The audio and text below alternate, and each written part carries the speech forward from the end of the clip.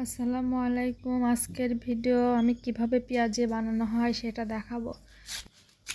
পেঁয়াজগুলো আমি কেটে নিচ্ছি কুচি কুচি করে।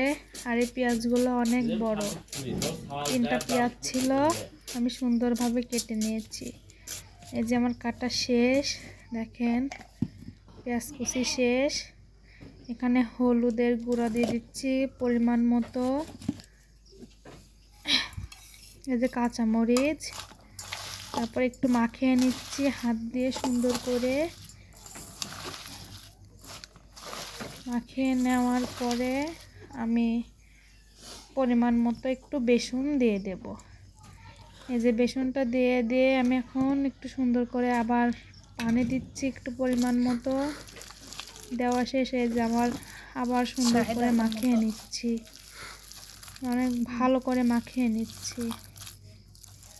খানো শেষ। এই যে চুলায় কড়াই দিয়ে দিয়েছি, পরিমাণ মতো তেল দিয়ে দিচ্ছি। তেলটা গরম হয়ে যাচ্ছে প্রায়।